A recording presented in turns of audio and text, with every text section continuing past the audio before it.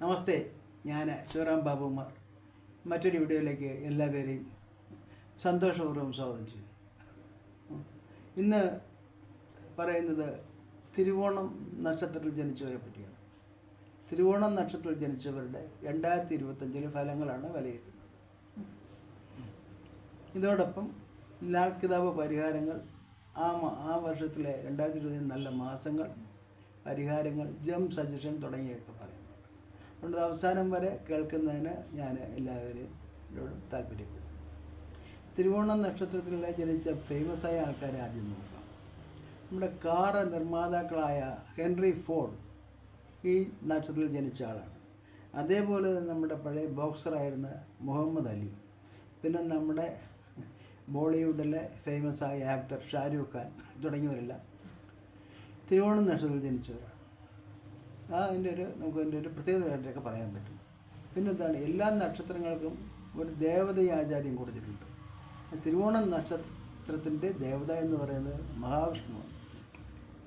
പ്രപഞ്ചത്തെ സൃഷ്ടിക്കുന്ന ബ്രഹ്മാവാണെങ്കിലും രക്ഷിക്കുന്ന വിഷ്ണുവാണ്, സംഹരിക്കുന്ന പരമശിവനും എന്നാണ് പുരാണങ്ങൾ പറയുന്നത്. സൃഷ്ടി സ്ഥിതി സംഹാരമൂർത്തിയുള്ള വിഷ്ണുവാണ് തിരുവോണത്തിൻ്റെ ദേവത. അപ്പം എന്ത് പ്രാധാന്യം തിരുവോണത്തിന് കൊടുത്തു എന്നുള്ളതാണ്. വിഷ്ണുവിൻ്റെ നക്ഷത്രം തിരുവോണമാണെന്നാണ് പറയപ്പെടുന്നത്. അതുകൊണ്ടാണ് നമ്മൾ എല്ലാ വർഷവും തിരുവോണം കൊണ്ടാടുന്നത് എന്നൊക്കെ നമുക്ക് ഇത് പറയാൻ കഴിയുന്ന കാര്യമാണ്. ഞാൻ വാമനൻ്റെ കഥയിലോട്ടൊന്നും പോകുന്നില്ല. ഒരു തിരുവോണ ദിവസമാണ് അതിങ്ങനെ വന്നതെന്ന്. അതുകൊണ്ടാണ് വാമനന് വീണ്ടും തിരുവോണ ദിവസങ്ങളിൽ വരാൻ പെർമിഷൻ കൊടുത്തത്. ആ കഥയൊന്നും പിന്നീട് പറയാം. ദൈവഗണത്തിൽപ്പെടുന്ന ഈ ഒരു പുരുഷ നക്ഷത്രമായ തിരുവോണത്തിൻ്റെ മൃഗം എന്ന് പറയുന്നത് വാനരനാണ്. ഭക്തിയുടെയും അന്തസ്സിൻ്റെയും ധൈര്യത്തിൻ്റെയും സാഹസികതയുടെയും പ്രതീകങ്ങളായ വാനരശ്രേഷ്ഠന്മാരെ ഹനുമാൻ, ജാമ്പവാൻ തുടങ്ങിയവർ മഹാവിഷ്ണുവിൻ്റെ അവതാരമായ ശ്രീരാമൻ്റെ കഥയുമായി ബന്ധപ്പെട്ടിരിക്കുന്നു. അപ്പോൾ വാനരന്മാരുമായിട്ടുള്ള ബന്ധം നമുക്ക് മനസ്സിലായില്ല. ആചാര്യ ഈ നാടുകൾക്ക് നൽകിയ പക്ഷിയാണ് സാധുവും മനുഷ്യൻ്റെ പ്രകൃതി സുഹൃത്തുമായ കോഴിയാണ് അവരുടെ പക്ഷി. തിരുവോണം നാളുകൾ അതുകൊണ്ട് തന്നെ സൗമ്യതയുടെ പ്രതീകങ്ങളാണെന്ന് പറയാം. കൂടാതെ പക്ഷി മൃഗാദികളെ സ്നേഹിക്കുന്നവരുമാണ്. വളരെ സൗമ്യരാണ് ഈ നക്ഷത്രക്കാർ. തിരുവോണം ഊൺ നക്ഷത്രമാണ്. അതുകൊണ്ട് തന്നെ പല ശുഭകാര്യങ്ങൾ തുടങ്ങുന്നതിന് മുഹൂർത്ത വിഷയങ്ങൾ പരിഗണിക്കപ്പെടുന്ന ഒരു നാളാണ് തിരുവോണം എന്ന് പറയുന്നത്. തിരുവോണത്തിന് രാശിനാഥൻ എന്ന് ശനിയാണ്. അത് ശനിയുടെ രാശിയായ മാരുതനാണ് തിരുവോണം നിൽക്കുന്നത്. അപ്പോൾ തിരുവോണത്തിന് ശനിയും നക്ഷത്രം നടന്നത് സൗന്ദര്യം, ജലം, മനസ്സ്, ദേഹം തുടങ്ങിയ കാരകനായ ചന്ദ്രനാണ്. ചന്ദ്രനാണ് ഒരു നക്ഷത്രനാഥൻ എന്ന് പറയുന്നത്. അപ്പോൾ ശനി പാരമ്പര്യത്തെയും രോഗങ്ങളെയും സ്ഥിരതയും കഠിനമായ അധ്വാനത്തെയും ആത്മീയത്തെയും പ്രതിസ്നേഹത്തെയും സൂചിപ്പിക്കുന്നതാണ് ശനി. അപ്പോൾ ഇവർക്കിതെല്ലാം ഇവരുടെ ഉള്ളിൽ ഉണ്ട് എന്ന് പറയാം. വിഷ്ണു, വാനരൻ, ചന്ദ്രൻ, മനസ്സ് ഇവയെല്ലാം കൂട്ടി ഇവരുടെ സ്വഭാവം ചിന്തിച്ചു നോക്കണം. അങ്ങനെയാണ് വിഷ്ണുവിൻ്റെ കുലീനതയും അന്യരെ ഉപദേശിക്കലും മഹാബലിയുടെ ദാനശീലവും സത്യസന്ധതയും അച്ചടക്കവും ന്യായമായ പ്രവർത്തനങ്ങളും ശനിയുടെ നിരന്തരമായ പ്രയത്നശീലങ്ങളും ആചാരാനുഷ്ഠാനങ്ങളിലുള്ള വിശ്വാസവും പാരമ്പര്യങ്ങളിലുള്ള വിശ്വാസവും പിശുക്കും ചന്ദ്രൻ്റെ മനസ്സും നല്ല സംഭാഷണവും ഇവരുടെ പ്രത്യേകതകളാണ്. പലപ്പോഴും യാദൃച്ഛിക സംഭവങ്ങൾ കൂടി ഇവർക്ക് പുരോഗതി ഉണ്ടാകും എന്ന് പറയപ്പെടുന്നുണ്ട്. അവരറിയാതെ തന്നെ അവർ ചില സമയങ്ങളിൽ ചില സ്ഥലങ്ങളിൽ അവർക്ക് ധനം വരും, അങ്ങനെയൊക്കെ വരാനുണ്ട്. അത് ഉപയോഗിക്കാനുള്ള രീതിയും അവർക്കറിയാം. ശനിയുടെ സ്വാധീനത്താൽ പ്രതിസന്ധികളെ അതിജീവിക്കുക ഇവർ മുന്നേറുന്നവരാണ്. എന്ന് മാത്രമല്ല, നല്ല നാളേക്ക് കൊണ്ട് എത്ര കാലം വേണോ കാത്തിരിക്കാനും തയ്യാറാണ്. പിന്നെ ഒരു കുഴപ്പം എന്താ, ചന്ദ്രനാണ് ദേവതയല്ല നക്ഷത്രമാണ് ചന്ദ്രൻ. ചന്ദ്രനൊരു പ്രത്യേകമുണ്ട്. എല്ലാ മാസവും ഒരു 15 ദിവസം ചന്ദ്രൻ നല്ല സ്ട്രോങ് ആയിരിക്കും. വെളുത്തുവാവിൻ്റെ ആ ഭാഗത്ത്, കറുത്തുവാവിൻ്റെ സഹകരവും ചന്ദ്രൻ്റെ പാടിപ്പോകും.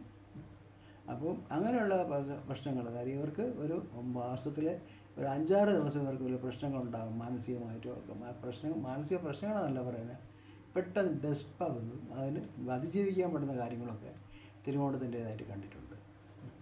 അതൊക്കെ നമുക്ക് തിരുവോണത്തിൻ്റെ സാധാരണ ഉള്ള ഒരു കാര്യങ്ങളിൽ നമുക്ക് പറയാം. എങ്കിലും അവരുടെ പ്രത്യേകമായിട്ട് കുറച്ച് കാര്യങ്ങൾ ഇങ്ങനെയൊക്കെയുള്ള കാര്യങ്ങളാണ് അവർക്ക് പ്രത്യേകമായിട്ട് നമുക്ക് പറയാനുള്ളത്. ഇന്ന് വളരെ കാഷ്യസാണ്, വിശക്കുണ്ട്, എക്കണോമിക്കൽ തിങ്കിങ്ങാണ്, ചില പൈസയുടെ കാര്യങ്ങളുടെ എന്നാലും ചിന്തിക്കും. പക്ഷേ ധൈര്യം കുറവാണ്. അതുകൊണ്ട് തന്നെ ഇവർ മറ്റുള്ളവരെ ഇവർക്ക് ധൈര്യമില്ലാത്തതുകൊണ്ട് മറ്റുള്ളവർക്ക് ധൈര്യമില്ലാത്തവരെന്ന് പറയുക. സിൻസറാണ്, ക്ഷമയോടെ പ്രവർത്തിക്കുക, അതിനൊരു സംശയമില്ല. ലക്ഷ്യങ്ങൾ നേടാൻ വേണ്ടി ഏതറ്റം വരെയും പോവുകയും ചെയ്യും. ഇതൊക്കെ അവരുടെ ഒരു സാധാരണ സ്വഭാവങ്ങളായിട്ട് നമുക്ക് പറയാം. കുറച്ചുകൂടെ പറയുകയാണ്, ഈ നക്ഷത്രത്തിൽ ജനിക്കുന്നവർ കുലീനത, ദാനശീലം, നിരന്തര പ്രയത്നശീലം, പരോപകാര തൽപരത എന്നീ ഗുണങ്ങളുണ്ടാകും. നല്ല സംഭാഷണത്തിലൂടെ ഇവർക്ക് ധാരാളം സുഹൃത്തുക്കളുണ്ടാകും.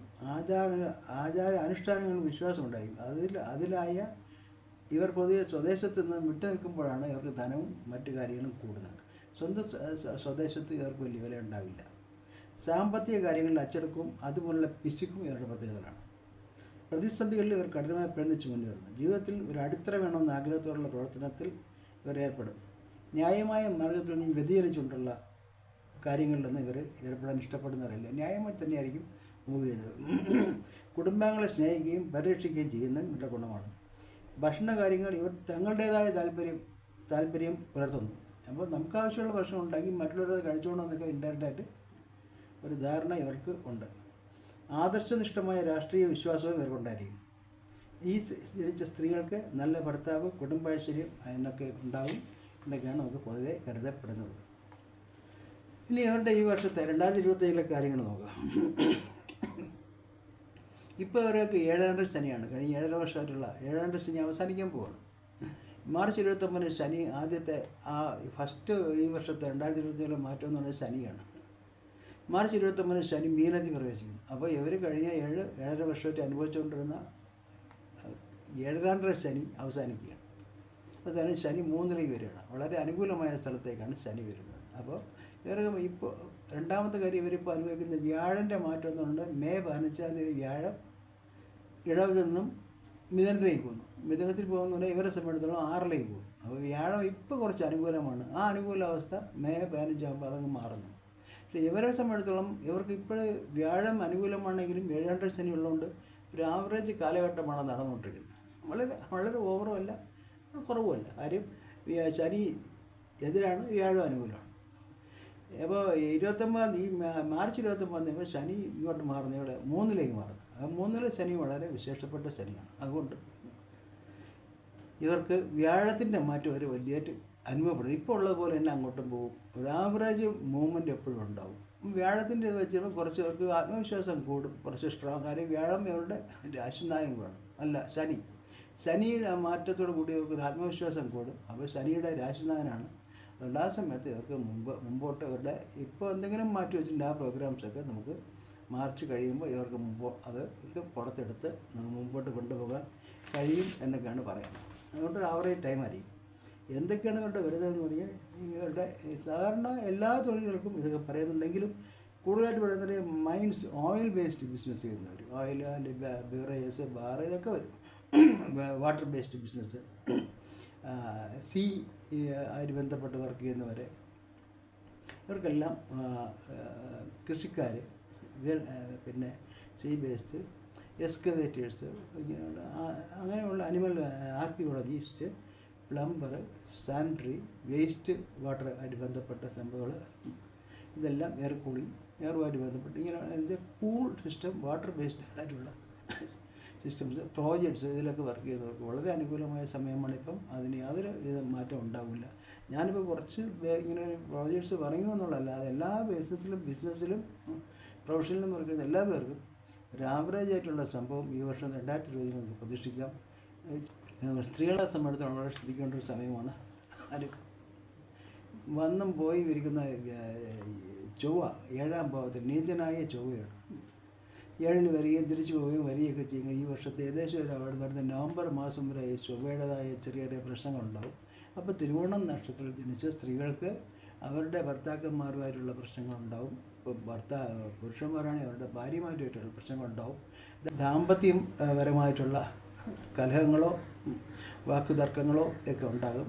അതുകൊണ്ട് വളരെ ശ്രദ്ധിച്ച് ഡിപ്ലോമാറ്റിക്കായിട്ട് വളരെ നയപരമായിട്ട് വേണം അന്യോന്യം പെരുമാറേണ്ടത്. തെറ്റിദ്ധരിക്കപ്പെടാനും സാധ്യതയുണ്ട് പല കാര്യങ്ങളിലും. നിങ്ങൾ പറയുന്നത് നിങ്ങളുടെ പങ്കാളി വിശ്വസിക്കണമെന്നില്ല. അങ്ങനെയൊക്കെ വരും. ചൊവ്വയുടെ പ്രശ്നങ്ങൾ അതിനകത്ത് വരുന്നുണ്ട്. ചൊവ്വ 4ഉം 11 ഭാവാധിപനാണ് 7 നിൽക്കുന്നത്. അങ്ങനെ വരുമ്പോൾ നമ്മുടെ വീട്ടുകാരുമായിട്ടുള്ള പ്രശ്നങ്ങളുണ്ടാകാം. നമുക്ക് വരുന്ന ലാഭനഷ്ടങ്ങളുടെ പ്രശ്നങ്ങളുണ്ടാകാം. ഇതൊക്കെ ഉണ്ടാകാം. അതൊക്കെ വളരെ ശ്രദ്ധിച്ച് സ്ത്രീകളെ മൂവ് ചെയ്യണം എന്നാണ് എനിക്ക് പറയാറുള്ളത്. 2025 നവംബർ മാസം വരെ ചൊവ്വ നിന്ന് ഈ കളികൾ കളിക്കും. അപ്പോൾ നിങ്ങളുടെ 3ലേക്ക് ശനി പോകുന്നതുകൊണ്ട് നിങ്ങൾക്ക് കുറച്ച് മുഷ്ക് കൂടും, റിസ്ക് എടുക്കാനുള്ള ടെൻഡൻസി കൂടും. അതൊക്കെ വളരെ ശ്രദ്ധിച്ചില്ല എന്നുണ്ടെങ്കിൽ പ്രശ്നത്തിൽപ്പെടും എന്നാണ് എനിക്ക് പറയാനുള്ളത്. മറ്റുള്ള കാര്യങ്ങൾക്കൊന്നുമില്ല. അതുകൊണ്ട് അത് മറ്റുള്ള കുട്ടികൾക്കും എല്ലാവർക്കും വളരെ അനുകൂലമായ അവസ്ഥയാണ്. അപ്പോൾ നിങ്ങൾക്ക് സ്വതവേ നിങ്ങൾക്കൊരു പേഴ്സണാലിറ്റി ഉണ്ട്, കുലീനത്വമുണ്ട്. അതൊന്നും ഒരു പ്രശ്നം ഉണ്ടാക്കാതെ വളരെ ഭംഗിയായിട്ട് പോവുക എന്നാണ് ഞാൻ പറയുന്നത്. അതുകൊണ്ട് നിങ്ങളെ സംബന്ധിച്ചിടത്തോളം ഭയങ്കരമായ നേട്ടങ്ങളോ അല്ലെങ്കിൽ വലിയ താഴ്ചയോ ഒന്നും വരുന്നില്ല. ഇതിങ്ങനെ തന്നെ തിരുവോണ നക്ഷത്രക്കാർ മുമ്പോട്ട് കൊണ്ടുപോകാൻ പറ്റും. ഞാൻ പറയാവുന്നത് ജെംസാണ് നിങ്ങൾക്ക് ധരിക്കേണ്ട രത്നക്കല്ല് എന്ന് പറയുന്നത്. രാശിയുടെ വെച്ചിട്ട് നോക്കുകയാണെങ്കിൽ ഇന്ദ്രനീലമാണ് ധരിക്കേണ്ട കല്ല്. ഇന്ദ്രനീലം ധരിക്കാൻ ഡയമണ്ട് ധരിക്കുക, എമറാൾഡ് ധരിക്കാൻ പച്ച, ഇതൊക്കെ ധരിക്കാവുന്നതാണ്. പരിഹാരങ്ങളായിട്ട് നമുക്ക് പറയാൻ പറ്റുന്നത് എന്താണ്? നക്ഷത്രനാഥനായ ചന്ദ്രനെ പ്രീതിപ്പെടുന്ന കർമ്മങ്ങൾ പതിവായി അനുഷ്ഠിക്കുക. ചന്ദ്രൻ്റെ പക്ഷബലം ഉണ്ടെങ്കിൽ ചന്ദ്രൻ സ്ട്രോങ് ആണെങ്കിൽ ദുർഗാദേവിയും, ബലമില്ലെങ്കിൽ ഭദ്രകാളിയെയും നമ്മൾ ഭജിക്കേണ്ടത് വളരെ നല്ലതാണ്. പൗർണമി ദിനത്തിൽ ദുർഗാപൂജയും അമാവാസി ദിനത്തിൽ ഭദ്രകാളി പൂജയും നടത്താം. തിരുവോണവും തിങ്കളാഴ്ചയും ചേർന്ന് വരുന്ന ദിവസം കൂടുതൽ പ്രാധാന്യത്തോടു കൂടി, സവിശേഷ പ്രാധാന്യത്തോടു കൂടി തിങ്കളാഴ്ച കൊണ്ട് ഒരു വ്രതമൊക്കെ എടുത്തിട്ട് ദൈവ അമ്പലങ്ങളിലോ അല്ലെങ്കിൽ പള്ളിയിലൊക്കെ പോയി പ്രാർത്ഥിക്കുന്നത് വളരെ നന്നായിരിക്കും എന്നാണ് എനിക്ക് പറയാനുള്ളത്. ഇവരെ നല്ല ദിവസം, നല്ല മാസങ്ങളാണ് ഈ 2025 നമുക്ക് സർക്കാർ സംബന്ധമായ കാര്യങ്ങളോ അല്ലെങ്കിൽ കാറ്, വാഹനം വാങ്ങിക്കാനോ ഭൂമി വാങ്ങിക്കാനോ എന്തെങ്കിലും പ്രാധാന്യമുള്ള സംഗതികൾ ചെയ്യുന്നതിന് പറ്റി ഉള്ള നല്ല മാസങ്ങളാണ് പറയുന്നത്, ദിവസങ്ങളില്ല. നല്ല എന്നാൽ സൂര്യൻ്റെ മൂവ്മെൻറ്റനുസരിച്ച് പറയുന്നതാണ്. അപ്പോൾ അങ്ങനെ പറയുമ്പോൾ മാർച്ച് 15 തൊട്ട് ഏപ്രിൽ 15 വരെ എന്ന് വെച്ച് കഴിഞ്ഞാൽ മീനമാസം വളരെ അനുകൂലമാണ്. അത് കഴിഞ്ഞാൽ വരുന്നത് ജൂൺ തൊട്ട് ജൂലൈ 15, ജൂൺ 15 തൊട്ട് ജൂലൈ 15 മിഥുനമാസം അനുകൂലമാണ്. പിന്നെ ഉള്ളത് ഒക്ടോബർ മാസം മുതൽ ഡിസംബർ 15 വരെ 2 മാസം, ഒക്ടോബർ 15 തൊട്ട് ഡിസംബർ 15 വരെ എന്ന് വെച്ച് കഴിഞ്ഞാൽ തുലാം ആൻഡ് വൃശ്ചികം. ഈ 4 മാസങ്ങളും വളരെ അനുകൂലമായ കാര്യങ്ങളാണ്. ഇനി ഞാൻ കുറച്ച് ലാൽക്കിതാവ് പരിഹാരങ്ങളുമായിട്ടാണ്. ലാൽക്കിതാവ് പരിഹാരം എന്ന് പറഞ്ഞു കഴിഞ്ഞാൽ നോർത്ത് ഇന്ത്യയിലേക്ക് വളരെ പ്രചാരം സിദ്ധിച്ച ഒരു പരിഹാര മാർഗ്ഗമാണ്. ചിലവ് കുറഞ്ഞ വളരെ രസമായിട്ട് തോന്നുന്ന കാര്യങ്ങളാണ്. ഞാൻ എന്നെ പറ്റി മുമ്പ് കുറച്ച് വീഡിയോസൊക്കെ ഇട്ടിട്ടുണ്ടായിരുന്നു. തിങ്കളാഴ്ച കഴിഞ്ഞ് ഒരു നേരമെങ്കിലും ഉപവസിക്കുക എന്നാണ് പറയുന്നത്. പിന്നെ പാല്, അരി, സിൽവർ, വെള്ളി എന്നിവ ദാനം ചെയ്യുക. അമ്മയുടെ അനുഗ്രഹം തേടുക എപ്പോഴും. അമ്മയുടെ അനുഗ്രഹം എപ്പോഴും ആദ്യം നല്ലതാണ്. പശുവിനെ വളർത്തുന്ന നല്ലതാണ്, പശുക്കളെ. പാല്, വെള്ളം എന്നിവ സിൽവർ ഗ്ലാസ്സിൽ കുടിക്കുക. ഒരു വെള്ളിപ്പാത്രം, ഒരു വെള്ളി ഗ്ലാസ് വീട്ടിൽ വാങ്ങിച്ചു വെച്ചിട്ട് കഴിയുന്ന സമയങ്ങളിലൊക്കെ അതിൽ പാലോ വെള്ളമോ കുടിക്കുന്നത് നന്നായിരിക്കും. വ്യക്തിപരമായ രഹസ്യങ്ങൾ ആരോടും ഷെയർ ചെയ്യരുത്. ഇതാണ് ലാൽക്കിതാവ് പറയുന്നത്. അപ്പോൾ ഇതെല്ലാം അനുഷ്ഠിച്ച് തിരുവോണ നക്ഷത്രമൊക്കെ വളരെ നല്ലൊരു സമയം ആശംസിച്ചുകൊണ്ട് നിർത്തുന്നു. നന്ദി, നമസ്കാരം.